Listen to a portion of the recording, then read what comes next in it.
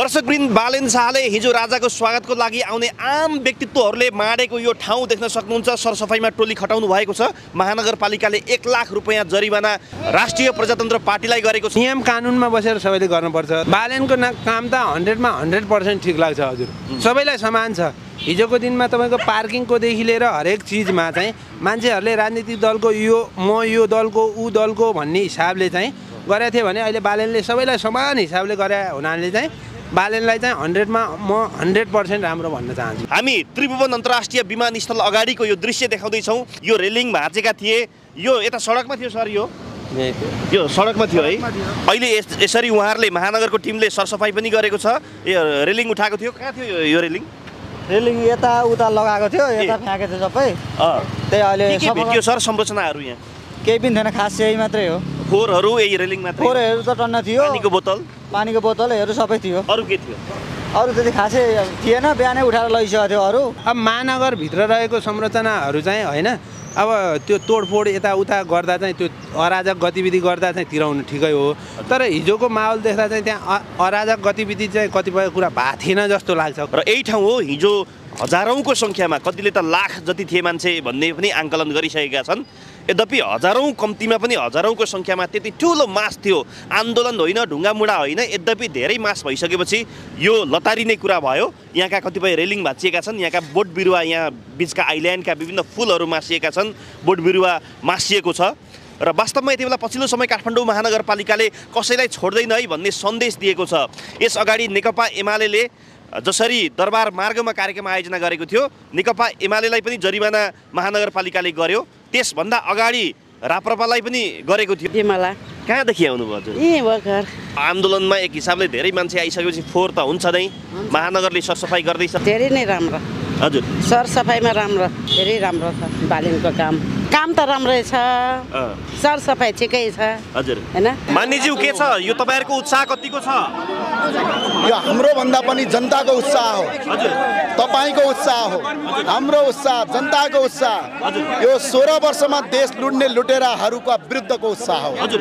यो अवस्थामा राजेन्द्र लिङदेन एकतिर, ज्ञानेन्द्र शाही लगायत दुर्गा प्रसाई यो किन छुट्टा छुट्टै? कसले भन्यो? तपाईँहरू एकै ठाउँमा हुनुहुन्छ? कसले भन्यो? हजुर। कसले भन्यो? होइन, तपाईँहरू एक ठाउँमा आउँदा राम्रो। यस्तो खेती किन गर्नुहुन्छ? हामी सबै एउटै उद्देश्यका साथ यहाँ आएका छौँ, राजालाई स्वागत गर्न। अनि तपाईँहरूले चाहिँ यो किन भन्नुहुन्छ? यहाँ अहिले लाखौँ मानिस छन्, सबै छुट्टा छुट्टै छन्। यहाँ हामी 8-10 मान्छे मात्रै भेट भइरहेको छौँ। अरू को आएको छ, को आएको छैन थाहा पाउने स्थिति छैन। तपाईँहरू किन यो भ्रमको खेती? हजुरहरू एक ढिक्का हुनुहुन्छ। बाहिर त म बल्ल भेट हुँदैछ। ठिक छ। यो उत्साह जुन किसिमको एउटा जनलहरले तपाईँहरूको कतिको भोलिको दिनको रणनीति के हुन्छ त्यसो भए? तपाईँहरू कतिको उत्साह? भोलिको रणनीति आज पछि भन्छौँ, तर स्पष्ट छ अब देश यही अवस्थामा रहिराख्न सक्दैन। अब पछाडि फर्किने कुरा पनि होइन, तर यहीँ पनि बस्न सक्दैन। अब अगाडि जानुपर्छ। अगाडि जानको लागि चोइस हामीले राजनैतिक दलहरूलाई दिएका छौँ। राजनैतिक दलहरू भनेको खास गरी अहिलेको संस्थापन पक्ष, गणतन्त्र, धर्मनिरपेक्षता, संहिताको पक्षधर राजनैतिक दलहरू, अहिलेको सरकार, उनीहरूलाई हामीले चोइस दिएका छौँ। तपाईँहरू सबभन्दा पहिले नयाँ सहमति निर्माण गर्न तयार हुनुहोस्। अब सहमति गर्न तयार? नयाँ सहमतिबाट देशलाई निकास दिउँ, देशलाई थप द्वन्द्वमा लानबाट जोगाउनुहोस् भन्ने कुरा म आग्रह गर्न चाहन्छु। कुनै समय तपाईँहरू भाषणमा भन्नुहुन्थ्यो कि तपाईँहरू सच्चिनुहोस् नभए सकिने अवस्था आउँछ भन्नुहुन्थ्यो। उहाँहरू सच्चिने स्थिति छैन त्यसो भए? राजेन्द्र लिङदेन जसले चाहिँ नि नेपाली राजनीतिमा एउटा व्यक्तित्व निर्माण गरेको छ, उसले कुनै राजनैतिक दलहरूलाई तितो बोल्दैन, घोज्दैन। मेरो मुखबाट किन भन्न लाउनुहुन्छ? र आज यो जनसागरले आफै प्रश्न पार्छ कि अब राजनैतिक दलहरूको अगाडि कि सचिनु पर्यो कि सकिन तयार हुनु पर्यो। यो त बोलिरहेको छ। एकदमै मानिज्यू, जसरी तपाईँहरूले विभिन्न चरणबाट आह्वान गर्नुभएको थियो जनतालाई, त्यस अनुसारको उपस्थिति छ? तपाईँले पाउनु भएको छ? यहाँको आह्वान अनुसारको उपस्थिति छ? हामीले आँखाले देख्न सकेका छैनौँ। लाखौँ जनता सडकमा आयो। अब दल सचिनुपर्छ। राजा सहितको प्रजातन्त्रमा जानुभन्दा अर्को विकल्प अब छैन। हस्, धन्यवाद।